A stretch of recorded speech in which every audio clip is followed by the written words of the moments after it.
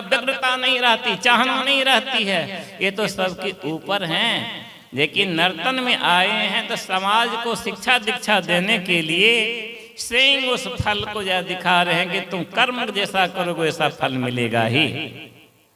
भगवान ने वो चीज दिखा दिया और वह खुश हो गए उन गुनी साध जी भगवान की वाणी को सुन करके। जब भगवान के सामने प्रस्तुत किया उस वाणी को गोनिषाद ने, तो गोनिषाद से भगवान ने कहा, मित्र कि कई हमारी माँ है और मेरी माँ के विषय में उपहास माँ क्या करो। गोनिषाद ने कहा कि मित्र क्षमा करो, है ना, मुझे तो ज्ञान नहीं था, लेकिन दुख था आपकी वेशभूषा लिबास को देख करके, इसलिए मैंने कह दिया। कोई बात नहीं, जैसी आपकी इच्छा, आप तो विधाता हो ना, कैसा विधान बनाओगे प्रभु, तो हम लोग उन्हीं के अनुसार रहेंगे। यह शालीनता की मूर्ति है, यह त्याग, यह तपस्या, ये आत्मज्ञान का संदेश हम लोगों को भगवान ने दिया है, हम लोगों को धारण करना चाहिए था। इसलिए कहा कर्म प्रधान विश्व करी राखा। लेकिन कर्म करता कौन है, प्रश्न उठता है, और किसके माध्यम से कर्म करता है। तो समाज में कर्म हर व्यक्ति की अंतःकरण में जो मन है कर्म वो करता है। मनोकरोति कर्माणि, भगवान कृष्ण ने कहा कर्म का कर्ता मन होता है। और मन ही मनुष्यानां कारणं बंध मोक्षो होता है। जब मन उदंडता के अखाड़े पर दंड पेलता है, जब मन कुसंग में रहता है, कुकृत कर्म करता है, अभक्ष पदार्थ का सेवन करता है, कुमति वालों के साथ में रहता है, अनर्थ कार्यों के बीच में हमेशा लिप्यमान बना रहता है, क्या यही मन सबसे बड़ा दुख का कारण मनुष्य को हो जाता है। उसको पता हस्ती मस्ती में नहीं लगता, लेकिन वह उसके दुख का कारण बन जाता है। लेकिन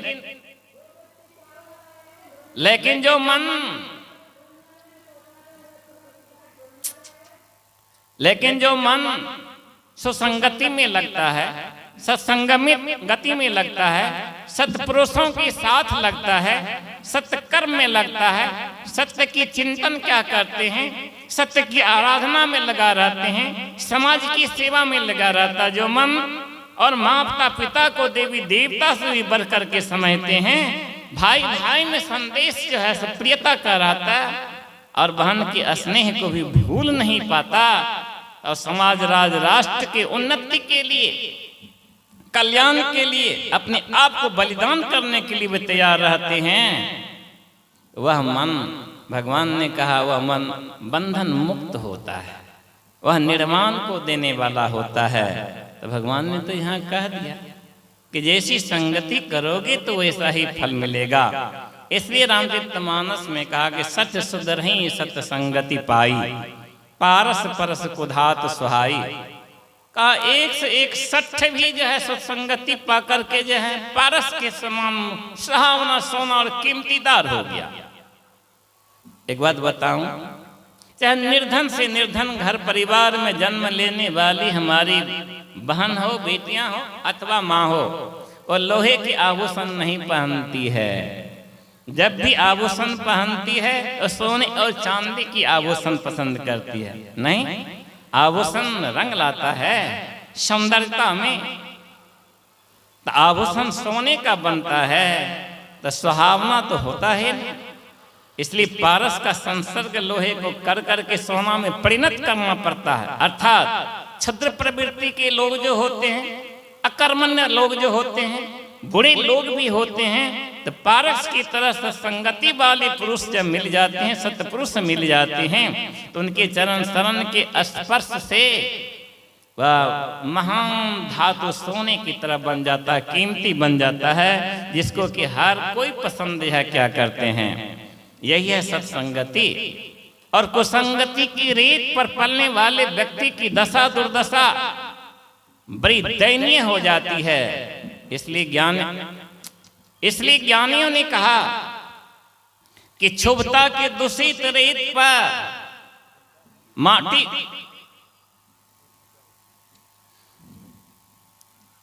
माटी के कण कण से सिसकी बू के बीच सुविचारों का कमल नहीं खिलता है। श्रांत भरी परिचित्र की दरिया में चमकने वाली प्रसन्नता की जूही नहीं चमचमाती है। अक्रांतता के वैभवता पर कभी भी चमेली नहीं चमकती है, हर्ष की चमेली नहीं चमकती है। राखों की पहाड़ के बीच से कभी किरणों की स्फुरण नहीं हो पाती है, और घटा टोप अंधकार में वन पर्वत के खोह में छिपे रहने से कभी भी वह भुवन भास्कर की उजाला का दर्शन नहीं कर पाता। इसलिए कर्म करने के लिए बाहर निकलना पड़ेगा। कहाँ? तमसा के घाट से, तमविद्या की बाट से, तिमिर पूर्णता के हाट से और अविद्या के छत्र परिछत्र से हम सबों को बाहर निकलना पड़ेगा और शाश्वतता को धारण करना पड़ेगा। तभी जाकर के ज्ञान की समुज्ज्वलता के बल पर कर्म का विवेचन कर सकेंगे। इसलिए परमाराध्य ने कहा कि मुख्यतः कर्म का दो भेद होता है। कौन भेद होता है? का एक शुभ कर्म होता है, एक अशुभ कर्म होता है। इसका मतलब क्या हुआ? मतलब हुआ कि जब तक हमें उद्यम की लालसा नहीं जगेगी, जब तक हमारे अंतःकरण में ज्ञान का दीप प्रज्वलित नहीं होगा, जब तक धर्म के दीप हमारे हृदय कलश में नहीं प्रज्वलित होंगे और वैभवता पौरुषता नहीं आएगी, तब तक हम सत्कर्म के पथ के पथिक नहीं बन सकते हैं। इसलिए परमाराध्य ने कहा कि कर्म दो ढंग से जाना जाता है, एक शुभ एक अशुभ कर्म। और कर्म करने वाला जीव ही होता है, जीव के अंदर में मन ही हुआ करता है। ये शुभ कर्म का फल बड़ा मीठा होता है, बड़ा मधुर होता है, आनंदमय होता है, शांतिमय होता है, कल्याणमय होता है। और अशुभ कर्म का फल बड़ा बुरा होता है। जिसने इस संसार में समाज को सताया, राज राष्ट्र को धोखा दिया, इतिहास को कलंकित किया, उसका फल आप हम देख सकते हैं आंख तरेर करके। उसका अंजाम क्या होता है, चाहे वह किसान हो, गृहस्थ हो, साधु सन्यासी हो, व्यापारी हो, नेता हो, अफसर हो, कोई क्यों नहीं हो, ये कर्म का फल मिलता ही है, इसको छोड़ नहीं सकता है। इसलिए शुभ कर्म कहाँ मिलता है? शुभ कर्म परिवार जो है वही उसका जनक बन जाता है। हम बच्चे होकर के जिस परिवार में रहे हैं, हम और आप, वहाँ जो वातावरण होता है, खान पान होता है, आचार विचार होता है, व्यवहार होता है, बोली बानी हुआ करती है, वो सब का हम और आप अनुकरण करते हैं। तो समाज का जैसा रहन सहन वातावरण एक लेवल होता है, अवस्थाएं होती है, उसमें पलते हैं, वैसा ही हम और आप पर जो है कर्म का छाप पड़ता है। अगर समाज हमारा अच्छा है तो बच्चा अच्छा बनेगा ही। जिसके माँ बाप विरक्त भावना से भावित रहा करते हैं, जिनके माता पिता शिक्षा के उस शीर्ष बिंदु को जो है देखा है, वो भी अपने बेटा को बेटी को बहुत ऊंचे ले जाना चाहते हैं। जिनके माँ बाप वीर प्रहरी की तरह देश की रक्षा के लिए बलिदानी जत्था बन करके रहे हैं, अपने पुत्र को भी बलिदानी ही बनाया करते हैं। एक आईएएस अफसर को पूछिए आप अपने बेटा को क्या बनाना चाहते हैं, तो धौर से कहेगा आईएएस तो ठीक है, लेकिन हमसे भी ऊपर बनना चाहिए था, ये कहा करते हैं। इसलिए समाज का बहुत बड़ा देन होता है। तो समाज का जैसा वातावरण होता है, खान पान रहन सहन होता है, एक सोसाइटी होती है, एबिलिटी लेबिलिटी हुआ करती है, क्वालिटी हुआ करती, बच्चे उसी में ढलते हैं उस सांचा में, और वैसा ही बन करके आता है। एज फॉर एग्जाम्पल, एक मिट्टी से कुम्हार विभिन्न प्रकार के रूप रंग वाले मूर्ति बना देते हैं। मिट्टी को कुम्हार लाता है आपके ही खेत से, उसको गूंथता है, कंकड़ पत्थर हटाता है, कटनी से काटता है, फिर थोपता है, फिर काटता है, एवं मिट्टी मिट्टी मिट्टी ही जब बन जाती है तो विभिन्न प्रकार के रंग रूप की मूर्तियां आकृतियां सब बना देते हैं। उसी मिट्टी से वह बाग भी बना देता है, सांचा में ढाल करके उसी मिट्टी से हाथी भी बना देता है, उसी से कुत्ते भी जो है बना देता है, खिलौना भी बच्चा का बना देता है। उसी मिट्टी से आद्या शक्ति भवानी जगदम्बा का रूप जो है दे दिया करते हैं, ब्रह्म का दे देते हैं, और उसी मिट्टी से महापुरुषों को भी जो है खड़ा कर देते ढांचा। ये कुम्हार जो है से जाना करता है। इसलिए सांचा जिसके पास में जैसा होता है वही आकृति, वही रूप, वही सौंदर्य, वही छटा, वही लावण्यता, वही प्रियता सामने आ जाती है। इसलिए समाज को सुसंगठित होने की, समाज को शिक्षित होने की बड़ी आवश्यकता है। बच्चा तो आपसे आप उस सांचा में जो है से ढल जाएगा, तो क्यों नहीं ऐसा होगा। इसलिए हमको समाज को भी यह देखना पड़ेगा कि समाज हमारा किधर जा रहा है।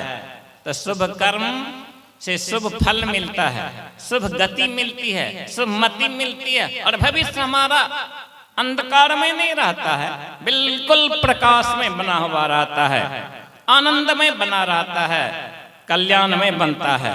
और अशुभ कर्म का परिणाम बड़ा घातक जैसा होता है। जिस समय में दुर्योधन अनर्थ का बीज बोआ करता था, उसके माँ बाप को बड़ा प्रिय लगता था, उसको शांत नहीं किया, उसका नतीजा क्या हुआ। जब हस्तिनापुर की वैभव नगरी में जगत के मालिक परमेश्वर श्री कृष्ण जानते हैं शांति दूत बन करके कि पांडवों को दे दो कुछ, लेकिन तैस में बोल दिया दुर्योधन। भगवान श्री कृष्ण ने कहा कि महाराज युधिष्ठिर, हस्तिनापुर का कलंक और कीर्ति आपके हाथों में है, आप इसको शांत कीजिए, नहीं तो यह कहीं अनर्थ की आग ने प्रज्वलित कर दे। दुर्योधन ने कहा कि बसुरिया अनर्थ का बीज पौधा करता है, मेरे सामने में दुनिया के कोई भी राजा महाराजा फकीर नहीं है, सब घुटना टेक देगा। जबकि बड़े बड़े धनुर्धन ने उसी डांटा भी, फिर भी वो ना समझा। भगवान ने कहा अर्जुन, दुर्योधन तुम शांत तो हो जाओ। कहा हम शांत हैं, तुम कहने वाला कौन होता है। कहा अगर नाराज दो तो, कहा ना दो तो तुम जानो क्या होगा। कहा क्या होगा।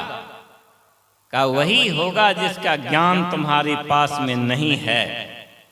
अनर्थ का बीज तुम बोते हो, अनर्थ की आग तलहथी पर तुम रखते हो। तलहथी जलेगी दूसरे की नहीं दुर्योधन, वही तलहथी जलते जलते तुम्हारा सर्वस्व नाश हो जाएगा। कहा उसके पहले बसुरिया को हम कैद कर लेंगे। ला देखिए मति इतनी खराब हो गई कि जिसने अपने नियम की डोर में, श्रृंखला में, बंधन में पूरे विश्व को, विराट विश्व को, सृष्टि को बांधे हुए हैं, आज उसको कुमार्ग पर चलने वाला है राक्षस बांधने के लिए चला। भगवान ने देखा कि मैं कौन हूं, दिखा दिया। कहा जाओ इंतजार करो उस क्षण का जिस क्षण के लिए तुमने अग्नि गोला भभकाया है, इंतजार करो। और अंत में देख लीजिए क्या नतीजा हुआ। तो मरे बड़े महापुरुष होते भगवान का अवतार, सबने जो हम सबों को शिक्षा दीक्षा यही दी है, नेकी और बद्दी का, सत्य और असत्य का, शुभ और अशुभ का, पाप और पुण्य का, ज्ञान और अज्ञान का, सत्संगति और कुसंगति का। और हम और आप अगर यदि नहीं चलेंगे तो हम फल तो हम और आपको ही भोगना पड़ेगा। इसलिए भगवान की वाणी को हम लोगों को सिरोधार्य करना चाहिए था। क्योंकि यह संसार जो है एक मृग मारीचिका के समान है, जो कि गुरु महाराज ने कहा मृगवारी सम सभी प्रपंचन विषय सब दुख रूप है, निज सूरत को इनसे हटा। ये हटाने की बात यह है कहा दी, निज सूरत को इनसे हटा, प्रभु में लगाना चाहिए। जरा बताइए, जैसे रेगिस्तान की तत्त बाल का राशि पर जब देखेंगे ना, बैसाख जेठ की चमचमाती हुई धूप किरणें, तो वह रेत यह चमका करती है, और उस पर प्यासा मृगा जो छलांग लगाता है, उसका अंतरदाह पैदा होता है प्यास से, लेकिन आंखों के सामने बालू की रेत पर किरण जो चमकती है तो अज्ञानी मृगा कहता है वहाँ पर पानी है। वह छलांग मारता है और जैसे छलांग मारता है पानी देख करके कड़ करता है तो उसके मुंह में जो है गर्म गर्म बालू चली जाती है। एवं प्रकार से छिलमिला के फिर देखता और उसी रेत पर दौड़ धूप करते करते प्राणांत कर देता है। परमाराध्य कहते हैं संसार वासियों या संसार वही मृग मारीचिका है। इन आंखों में भ्रम है, यह मन अंधा है, बुद्धि लड़खड़ाई हुई है और ज्ञान की समझलता प्रकाश में ज्ञान का अभाव तुम्हारे पास में है, इसलिए तुम निर्णय नहीं कर सकते कि अच्छा क्या है और बुरा क्या है। और ऐसी मृग मार्जिका की मृगा बन करके तुम अपने महान और कीमती जीवन को नष्ट भ्रष्ट कर देते हो। इसलिए उठो, जागो और एक बार फिर जागो। अगर भूने हो गई, चूक हो गया तो एक बार और ही सही उठो, फिर से उठो और ज्ञान की वैभवता को हासिल करो, उज्जवल संस्कार को बनाने का प्रयास करो, कीर्तिमान कर्म को जैसा करो और दुनिया में एक ऐसे प्रेरक के रूप में अपने आप को बनाओ कि तुम्हारे शरीर छोड़ने के बावजूद भी लोग तुम्हारी कीर्ति का यशगान करते रहे और कीर्ति पताका जैसा फहराते रहे। इसलिए परमाराध्य ऐसी बात करते हैं। किनके लिए? शरीरधारी जीव के लिए। इसके अंतःकरण में जो तृष्णा है यही इसको भूख मिटने के लिए नहीं देती है। तृष्णा अग्नि प्रलय की अतृप्त कभू न होए, सुर नर मुनि और रंक सब भस्म करत है सोए। संत कबीर साहब ने कहा कि तृष्णा की आग ऐसी होती है कि और के हवस इसके अंदर में पैदा कर देती है और तृष्णा की आग जब तक बुझती नहीं है तो और की ललक जो है शांत भी नहीं होती है। आश्चर्य लगेगा। हमारे यहाँ एक पेपर देते हैं पंडित जी, एकदम दुबला पतला है, इनसे भी दुबला पतला है हमारे संचालक महोदय। मैंने पूछा कि आप कै गो रोटी खाते हैं? कहा जब ऑपरेशन नहीं हुआ था तो 70-72 गो रोटी खाते थे। हमको आश्चर्य लग गया, भाई ये उदरनेत है कि? हमने कहा ऑपरेशन हो गया तो? कहा हाँ, प्रयागराज में ऑपरेशन किया सबके सहयोग से, आप 32 गो रोटी खाते हैं। हमने तो पर भी 32 गो कहा हाँ। और कहा कि स्वामी जी क्या करेंगे? इन लोगों के सामने में पूछिए। कहा आपसे क्या छिपाऊं, 32 गो रोटी खिला दीजिए, परिवार 4 बजे बैठ जाती है बनाने के लिए और हम पहुंचते हैं उसके पहले वह बनाते जाती, हम जो है ढक ढक ढक ढक करते जाते हैं। हमने कहा तो थक जाती है, ऊ जाने, हमको पेट भरना है। हमने कहा और क्या खाते हैं? कहा सब्जी तो खाते ही हैं, हमको एक दिन जो है दिखा दीजिए। कहा क्या? कहा भर पेट खिला दीजिए, 15 किलो दही ऊपर से खा जाएंगे। हम लेते वो आटता कहाँ है? कहा यही पता हमको भी नहीं है। तो हमने कहा भाई तो जीन्स जो हमारा बच्चा सब पहनता है इधर तो जेबी है, ये ठेहुनों पर आता है, पिछुओं में रहता, कहीं जांघ में तो पेट भगवान ने आपको दे दिया। कहा जो कहिए इतना खा जाता, मोटाता तो नहीं है, एकदम दुबला पतला है। ये थे तृष्णा, ये भूख की तृष्णा है। धन की तृष्णा के कारण लोग इसी तरह पागल बन जाता है, पद प्रतिष्ठा के कारण पागल बन जाता है और ऐसा पागलपन उसके दिमाग में जो है हुरार पैदा कर देता है कि माँ को माँ नहीं समझता, पिता को पिता नहीं, समाज को समाज नहीं, नेकी बद्दी का ख्याल नहीं कर पाता है। इसलिए तृष्णा की आग के विषय में संत सुंदर दास जी महाराज ने बड़ा सुंदर कहा, जाओ 10 20 50 भय सत होई, 1000 तो लाख मंगेगी, कोटि अरब खरब असंख्य धरापति होने की चाह जगेगी, पृथ्वी पताल हूँ राज करी तृष्णा अग की अति आग जरेगी, सुंदर एक संतोष बिना सट तेरी तो भूख कभी ना मिटेगी। कहा तो करना क्या पड़ेगा? कहिए संतोष का धन संतोषम परम सुखम।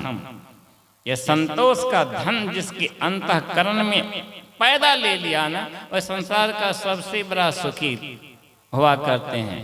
और जो स्वयं सुखी हुआ करते हैं वही पुरुष दूसरे को भी सुख का संदेश जो है पहुंचाते हैं।